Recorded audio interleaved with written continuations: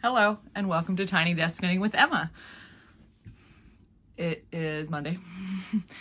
I have not had a chance to record in, I think, 2 weeks, so welcome back to me and all of you who are watching.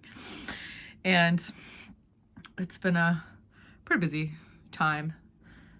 School is starting, and for the students, I work at a university, in case you don't know that, and just like a lot of things are busy. So I was pretty busy last week because I was doing a coaching certification program, which was really interesting, but it was a long time of sitting on Zoom.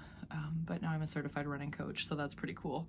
I'm a coach at my normal job, so I actually kind of wanted to do this as like a helpful thing to help me understand just like coaching theory in general. And I had a really nice time, learned a lot of things, met some very cool people, and I'm glad that I did it. And yeah, so I am officially have stopped my whip challenge because I kind of ran out of whips. So there were a few things that I didn't finish. Like obviously I didn't finish the pressed flowers cardigan because like I kept saying I'm kind of just allergic to it and it's not super pleasant to knit with it right now, knit on it right now. I'm still sort of slogging away on the Fair Isle mitten and the other mitten, the one where I needed to do the thumbs. I actually attempted to knit the thumbs and the first one, like I didn't design a thumb. I was just like, let me just do this checkerboard pattern, and it looked terrible. So I need to take that out and like do a thumb with some thought and design something that is pretty and not just decide to do something so I can finish it. So I just need like an hour to sit down and like come up with a chart, because I'm not going to publish a pattern if the thumb is ugly. So I need to come up with a good thumb so that I can write the pattern. And I don't know when that's going to happen, but you know, I'll get to it at some point. I'll put it on my list of things to do when I have a free morning or whatever. So where should we start? I guess I should start with the pink sweater. So here's what happened with the pink sweater. The pink sweater is the Senson sweater. So I finished all the pieces of the Senson sweater. I finished the second sleeve. I'm not sure if I had done that the last time and I had blocked it or what, but I decided to sew it together, and then I found out that it wasn't gonna fit because I was correct in my initial assumption that something was wrong between the front and the back. So I sewed it all together, and I was like, I could kind of make the front pieces fit, but I was like, I feel like when I put it on, it was like really tight and under the arms. And I was like, this is wrong. Something is wrong with it. So I mentioned this to my friend Monica, a very good knitter, who's also my close friend and my coworker at church. And Monica said, because I said something like, I wish your mom were here, because Monica's mom is amazing at sewing knitted pieces together and like finishing garments. She's always done this for all the things that Monica makes. And Monica was like, oh my gosh, my mom is here. She's here for the weekend. Like, bring it to me tomorrow. Because we had to go back to church the next day for a thing. She's like, bring it to me tomorrow and my mom will look at it and she will try and she'll sew it together, and if something is wrong, she'll fix it. So then Monica's mom found out that the problem was that there is a problem with the front and the back. The front is like when you set it in, which Monica's mom has graciously done for me, the front's just not really long enough. Like it needs to be like an inch longer. And so I need to take it back down. Like I need to take it out to like, yeah, there you can see. It's just not long enough. So I have to take it. I don't know. Like, I feel like I follow the directions. Oh, this must be Monica's needle. I should give that back to her. So yeah, I'm not sure. I think I just need to, like there were some double decreases that started at some point. And so I think I just need to take it out to like the point where I started the double decreases and just do single decreases until I have like the right number instead. So that'll be fun. I'm gonna do that. And at some point I need to do that, like, soon. Monica said that she would bring it to her mom to actually finish sewing together in September if I wanted. So I may try to do it myself. I don't think it's gonna be that hard. But if it still feels weird, I'm gonna send it with Monica to have her mom fix it again. So I really want this sweater to like not suck. I want it to be good because I spent a lot of time knitting it. And Monica's mom kept saying when she was like, they called me on the phone and she was like, what do you want me to do? And Monica's mom is very direct and very funny. And she's like, she was like, this is really nice knitting. Or maybe this was conveyed to me through Monica, I think via text. She was like, my mom was like, thinks that this is like, you should knit like this more often. She's like, wow, she never knits like this. This is so great. She should knit like this all the time. I was like, I know, but I have to do it right. So, that's my next challenge to try. Oh, there's a popcorners in here. Fun. That's my next challenge, is to finish knitting this Senson sweater neck so that it actually fits into the seam.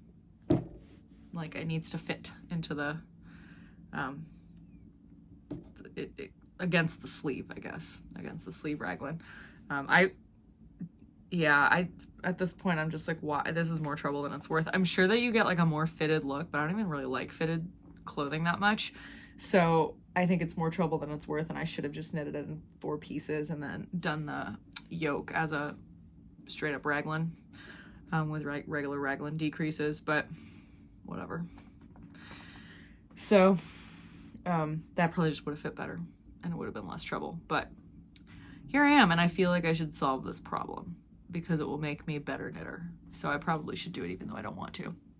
Kind of like how I don't want to do my tempo run tomorrow, but I'm going to have to do it if I want to run a faster marathon. Unfortunately. Oh, I forgot to turn my phone on Do Not Disturb, but here, maybe I can do that. All right, I fixed it. So yeah, anyway, when I gave the sweater to Monica, I was like, okay, I'm at the point where I think I can cast on something else because nothing I have is like something I can sit down and really work on. So I decided to cast on the Louise sweater. Louise, called the Louise pullover by Sari Nordland.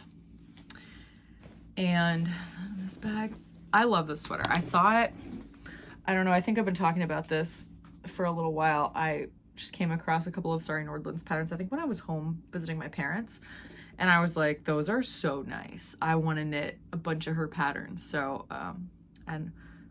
Monica had also seen some, and so we started like talking about it, and I was like, okay, we're gonna knit a bunch of these this year. And we just kind of like egged each other on, which we tend to do, and it doesn't end well most of the time. But that's fine. not in like a bad way for our personal friendship, just in like a bad way for like, we have too many whips and we don't have enough time. So, anyway, I just really loved the Louise pullover, and I liked that it was just it's a simple kind of drop shoulder pullover, and fingering weight yarn, fingering to sport weight yarn, I would say. I think probably the original yarn was a fingering weight, but it's like an alpaca silk. So she knitted it to more of a sport weight gauge because it would be more drapey. Anyway, it has this front panel of like this pretty lace and cable motif. It's not very hard, but it's very pretty and it's effective. And the pattern is, at the moment, it's free. It's being sold on free offered on the Hobby website, Hobby with 2 I's. Sari Nordland is Finnish, so I'm not sure if Hobby is from the Scandinavian countries somewhere. I should have done my research on that, and I didn't. When I started this channel, I used to do my research on everything, and then I started not doing that because I didn't have time, because it was no longer the middle of COVID where I had time to do a lot of things in the middle of the day. So anyway, and I had some yarn, and I think I showed it a few weeks ago, picked out for this. This is the yarn. It is this burnt orange non-superwash fingering weight yarn that I got a long time ago, actually in early 2020, right after COVID started. I got this. I told this story, but I'll tell it briefly again. I got this yarn undyed. I dyed it myself. I got 10 of them.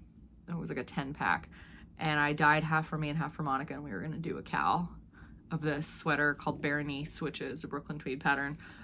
Was actually really similar to the Sari Nordland pattern that I'm knitting, but it was patterned on both the front and the back. And yeah, the sleeves were plain. And Monica knitted hers. I didn't. I knitted part of it. I got like this much done of the body, but Monica was knitting it to pattern, which was in 4 pieces, and I was knitting it in the round, and I was like, I'm gonna do it in the round up to the sleeve split, and then I'm gonna do the back and the front, and then I'm gonna join them, and then I'm gonna knit the sleeves down in the round, which I still think would have been the best technique for me because I don't like sewing stuff. Obviously I'm not very good at it, but I mean, based on what happened, because originally when Monica's mom got it, she was like, oh, I know the problem, she just sewed it way too tightly. So I was like, amazing, and then she like took it apart. She was like, never mind, this is a problem. I was like, damn, I'm gonna have to finish it. I'm gonna have to do some work on it, but that's okay. So I got this yarn for us, and I told this, I think I even like linked Monica's project page. Hers was like a really light aqua color. So I've always wanted to like actually knit something with this yarn. I have a bunch of it. Honestly, I have like 5 skeins because I had 5 for her and 5 for me, and I will probably have enough to knit like almost another whole sweater, which is cool. So I am really enjoying this. I have 5 skeins, and I dyed them in the same bath, but I am trying to kind of alternate them. So I'm heloclay knitting right now. So the way you knit this is similar to the Sibiel pattern that I just did. You start with the back, and it was worked in short rows, or not short rows, it was, yeah, just worked back and forth with increases, basically, like this. This is where I cast on and just started increasing, and then you knit just kind of flat for a while, for a few inches, and then you do some increases down here for the just sleeve increases here, just to, or armhole, just you're shaping it so it's round. When you're done with that, so I was tricked because when I was finished with that, it was only like 5 inches, and I was like, that is simply not enough. Like the arm side, according there was no schematic, but according to the dimensions that it listed at the beginning of the pattern, the dimensions said that the armhole was like 14 inches around, and I was like, well, this is only 5, so clearly I need to make it 7 because it's the back and it will have to match the front. But I did not take into account the fact that I've never knitted a pattern by this designer before. She has this whole thing where actually the front is longer, and as you can see here, it kind of comes around, so the shoulders kind of come back around like that. And I kind of realized that when I started knitting the front, because the place where the bottom of the neck opening here, where you're going to cast on some stitches to like join the 2 front pieces together, that was really low. Like I knitted like a bunch of inches, and I realized at some point when I read through the pattern all the way up to the armhole split that the front was going to be longer. So then I went and ripped out the 2 inches I had knitted on the back, which is good. So yeah, it's like this, and then you knit the front, that you pick up the stitches from the shoulder sloping, the increases, and that side is neater than this side, but I think it's okay. This is going to be on the back, and I'm going to stretch it to block anyway, so it will be fine. And yeah, you knit the 2 fronts separate, and then you join them in the round to connect the neck, and then you finish knitting the front as 1 piece. This looks really small because it's this lace and cable pattern. I keep pulling it to like see what it will look like when it's blocked, and I'm like, yeah, that'll fit me. It looks really small, but I think it will be fine. I am knitting the 3rd size, which is already gonna give me like 8 inches of positive ease, and it is drop shoulder, so I think it will be fine. Sorry, I realize that I shouldn't whisper when I am recording a video. I think it will be fine. So yeah, I had to put this away for a couple days when I was doing my coaching training because it was too complicated, because the front pattern, it's really not super difficult. There's a couple of cable, I mean, obviously there's the cables in the middle of the lace panels, but there's a couple cable rows or rounds now in the pattern, the little motif, this panel, but most of it's just really simple lace, and it looks really pretty. I'll link it in the show notes, the pattern. So it was just kind of simple enough, but complicated enough to be really cool and pretty, but not super challenging in terms of construction, which after the Senson debacle, I felt like I needed.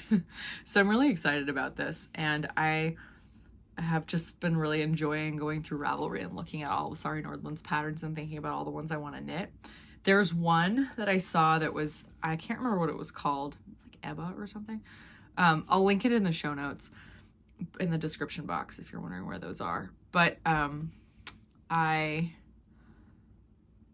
was really it was pretty. It was like brown and just like a natural kind of Sari Nordland that's almost all of her pieces in natural colors, which is really pretty. Not something that I do, but it's, you know, I respect it. So she had knitted it in this kind of like really nice natural kind of nut brown, grayish nut brown. I guess nut brown and gray brown are two different colors, but it's been a long day, so you're gonna have to forgive me for that one. And I was thinking about using some yarn that I had, and then I realized I didn't think I had enough. It was yarn that came from somebody else. I'll show it to you actually. I'm going off on a tangent here, but why not? I'm kind of done talking about this. It was this yarn from New Zealand that somebody I knew from Philadelphia actually had bought. It's very natural. I probably would be allergic to this yarn if I tried to knit with it, to be honest.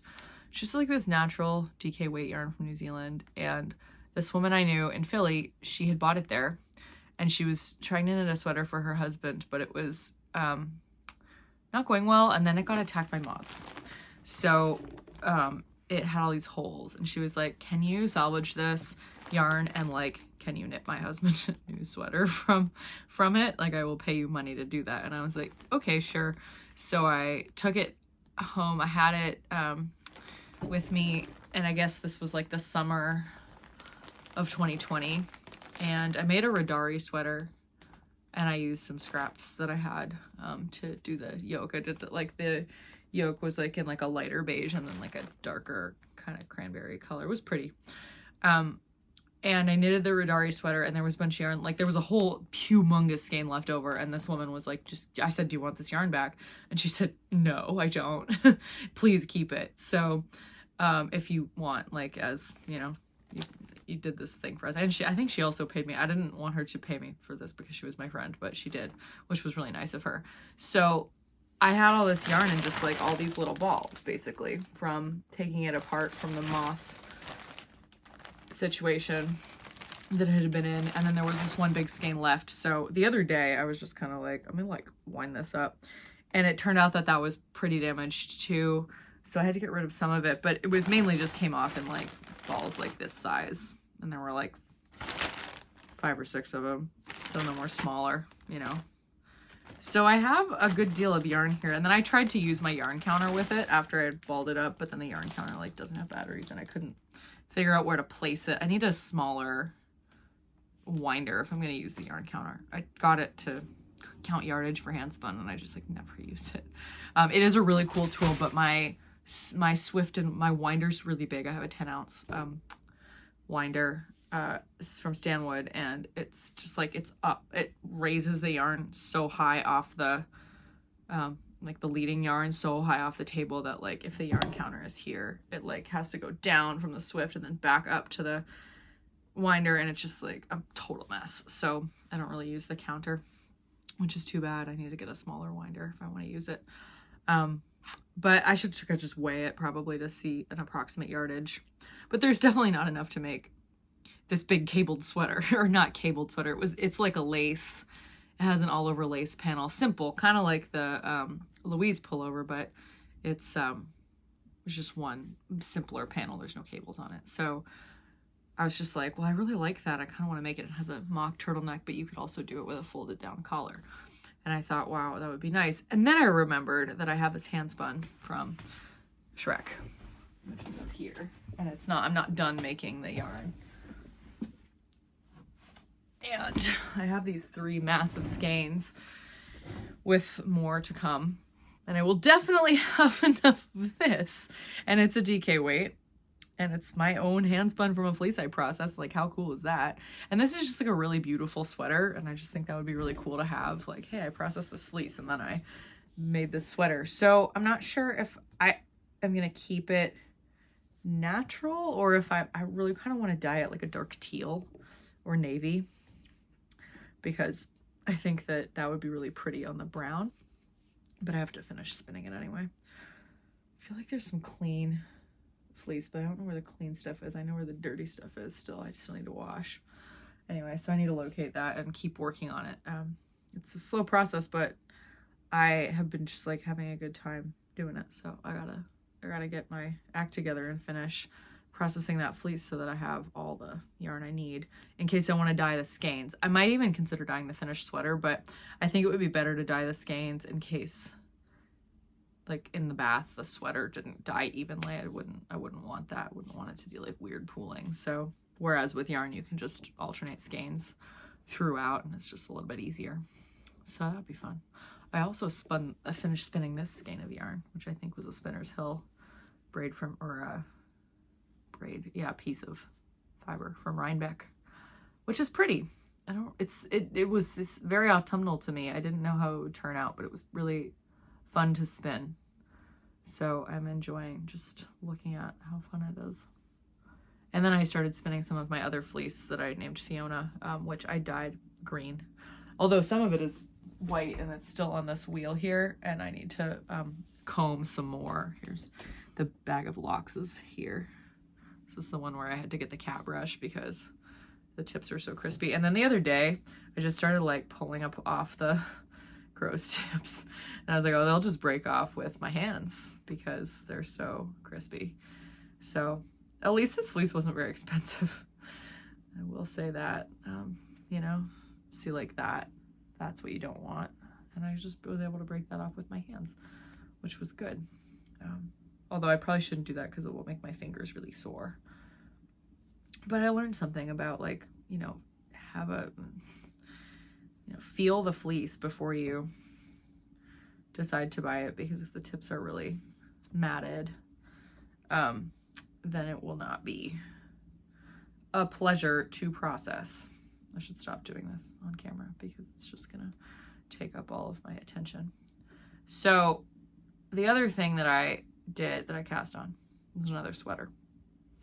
If you follow me on Ravelry, some people find this like news feed on Ravelry where people are like updating projects, and I can tell because they'll be like, somebody favorited your project, and I'm like, what? Or commented on your project. Always commented. Someone commented on your project, and I'm like, oh, that's weird. I just named that sample sock.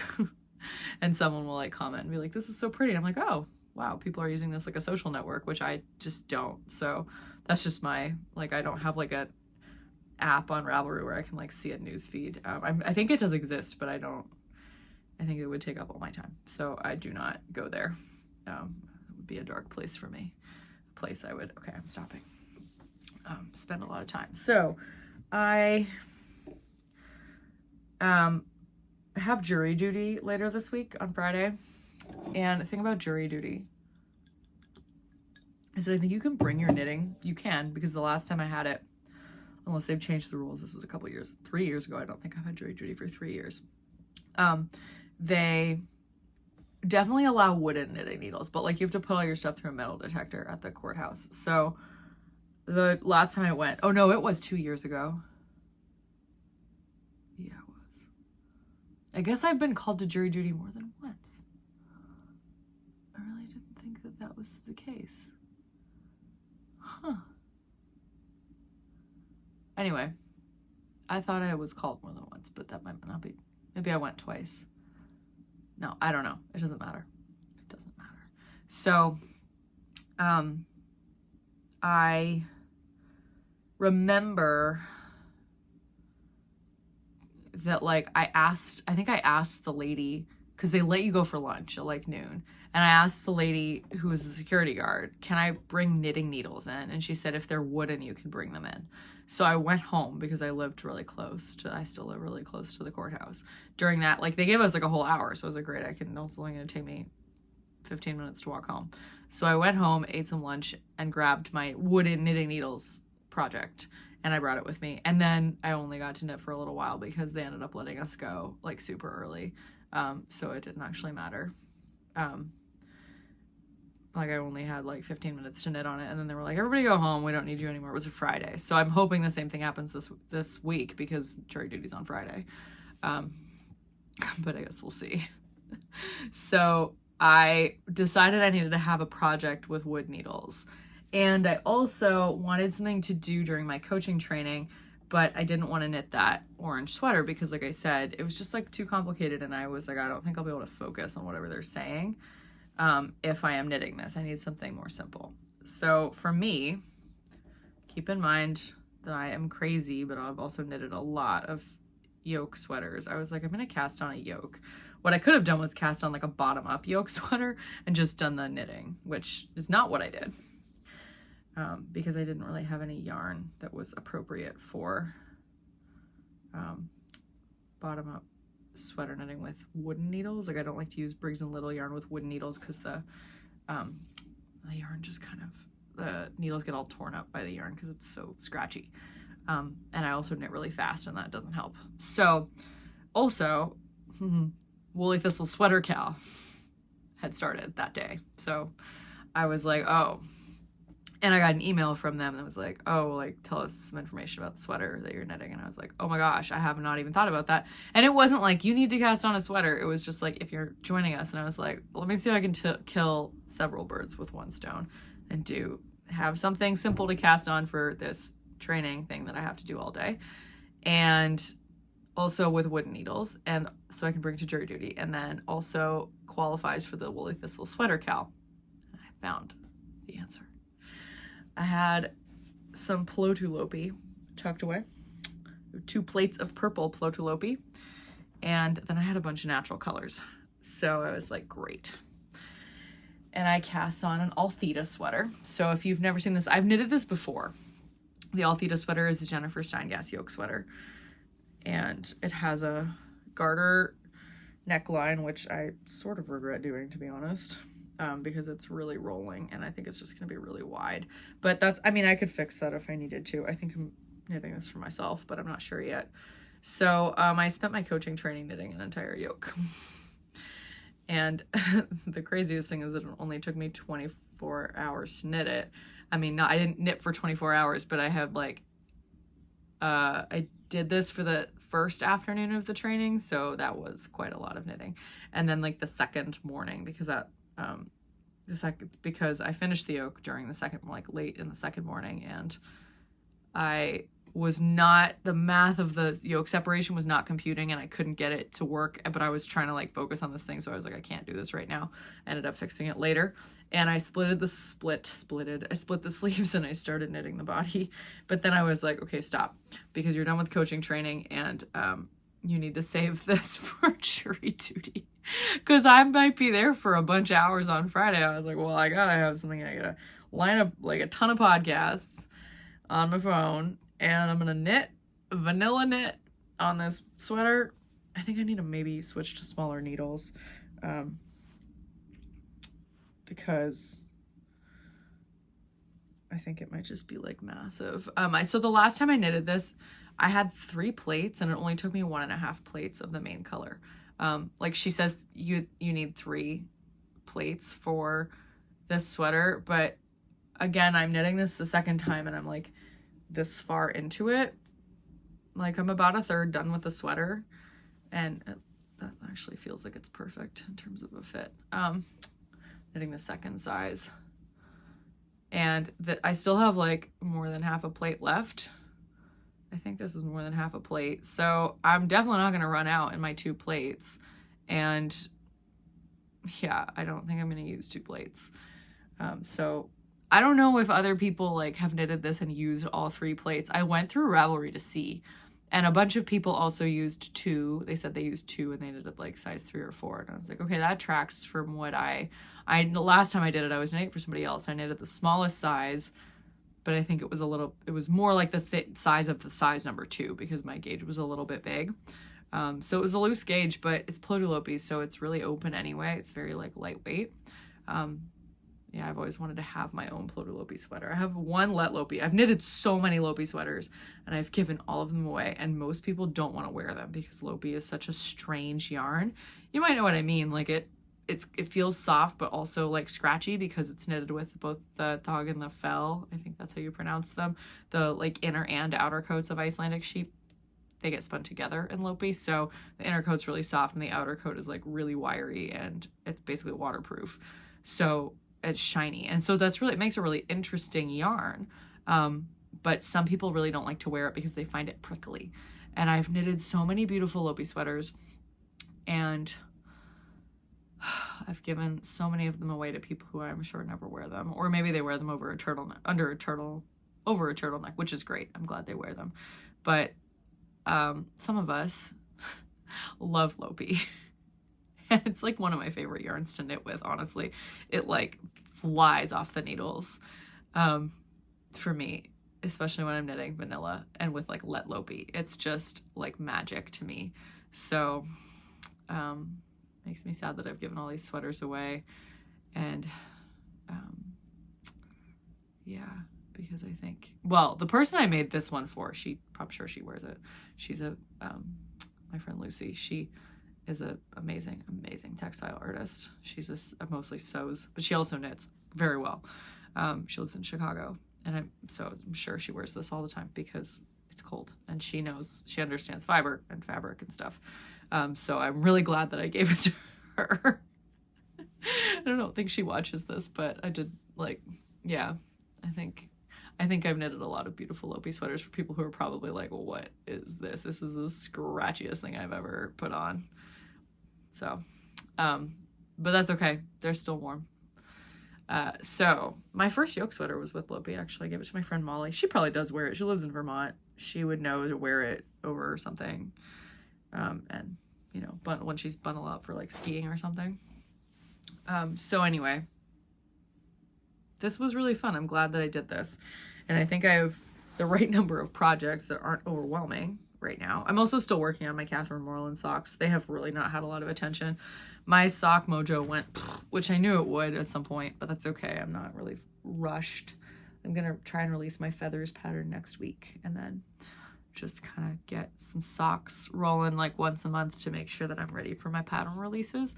I was really enjoying knitting the Handmade Sock Society socks, and I might still kind of get those on. I have an extra set of sock needles, so I could cast on. I could have 2 socks on the needles in theory. So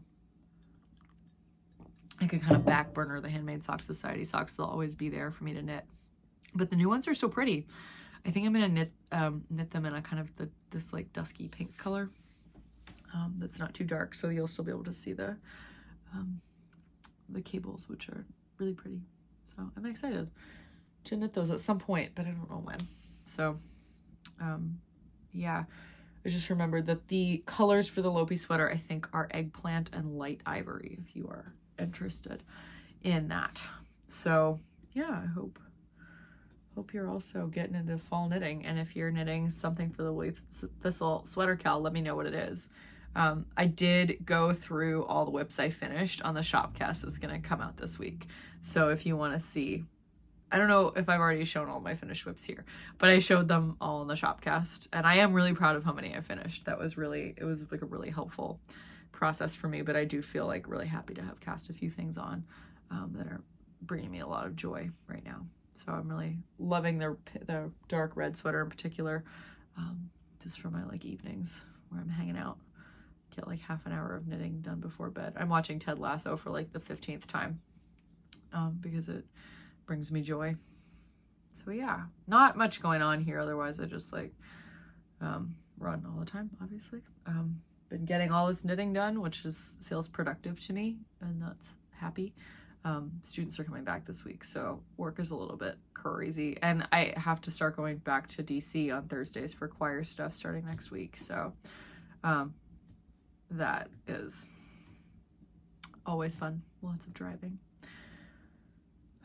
Yeah, I like listening to podcasts, so it's okay.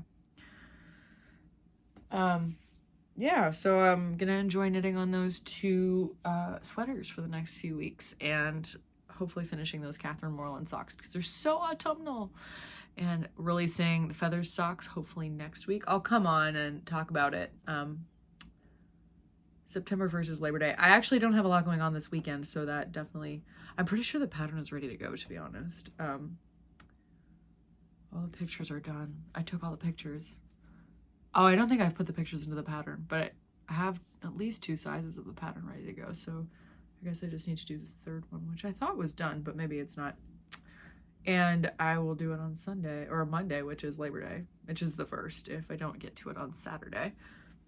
So, that'll be fun. I'm going to a soccer game in DC on Sunday with Nitin and then 2 of my friends who live in DC, now they live in Falls Church, who love soccer. So we're going to a Washington Spirit game, which will be fun. It's actually, the weather has been really nice here. The hurricane, which didn't actually hit us, Hurricane Aaron, brought in a cold front that's going to last for like 2 weeks. So I don't know if it will go back up into the 90s in the middle half, like second half of September. That would really stink. But right now it like actually feels kind of seasonal. Like it feels like an appropriate temperature for the season, sort of getting up into the low 80s, low to mid 80s. Like the highs for the next 2 weeks is like 85, maybe once. And then it's kind of like high 70s, low 70s, low 80s, dipping down into the 50s at night, which is going to be really nice. It makes for really nice running weather for me, so I'm very happy about that. And yeah, that's awesome. So I'm going to enjoy. I had a cutback long run on Saturday, which meant I only had to run 12 miles, which is a crazy thing to say. Marathon training gaslights you so bad. So I have to go back up to like, I don't know, 16 or 17 this weekend. And I'm glad that it's not going to be so hot.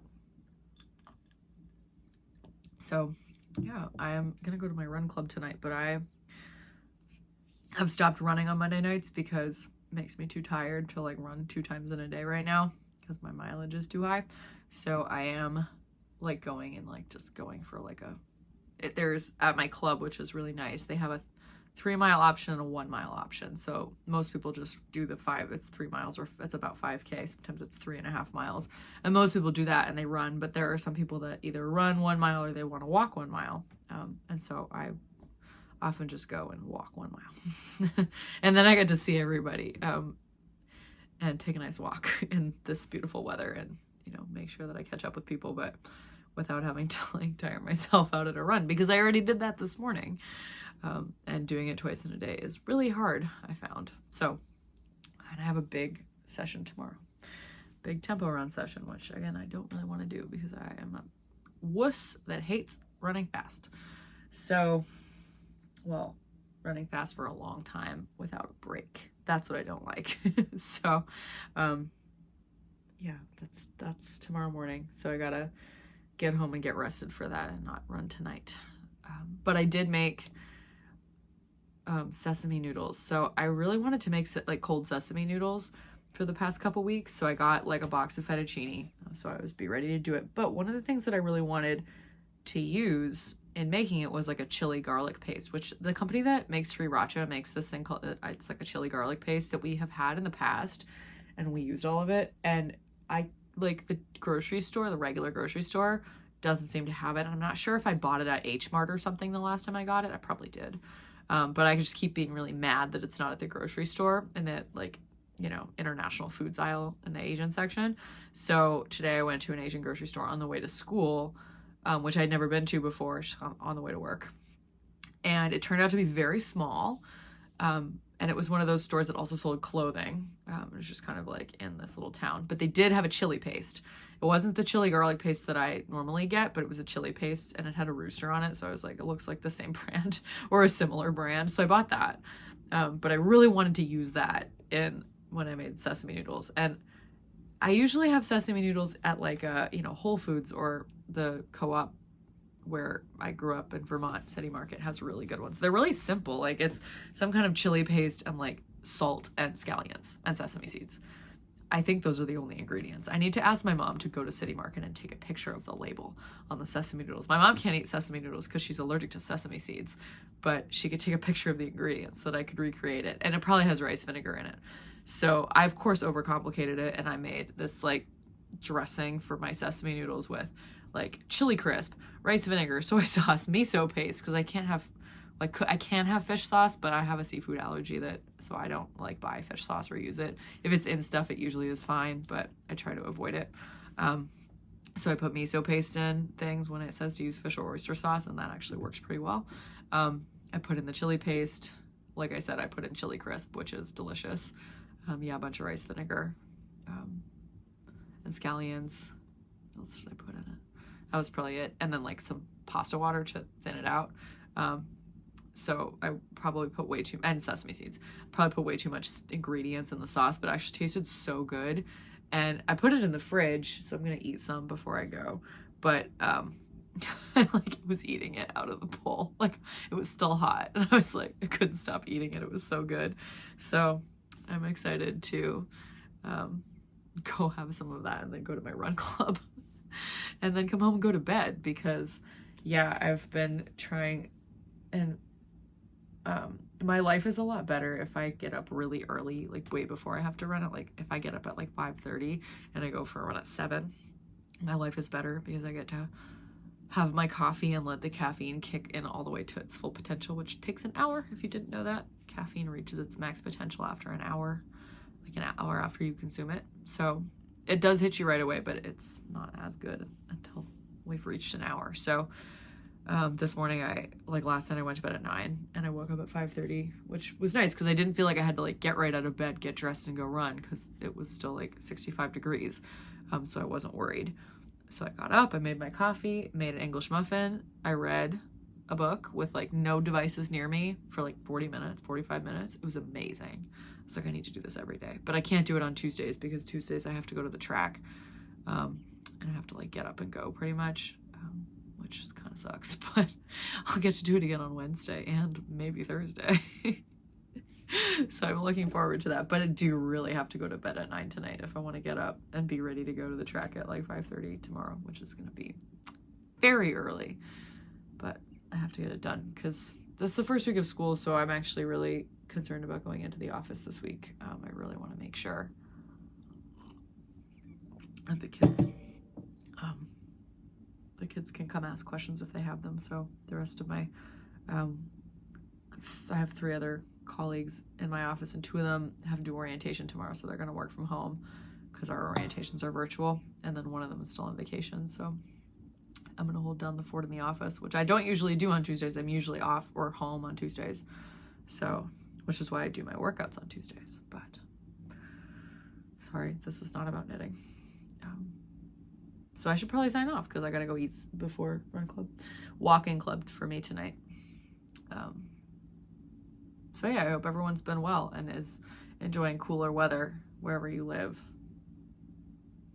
And yeah, thanks for watching. This has been Tiny Desk Knitting with Emma. Bye.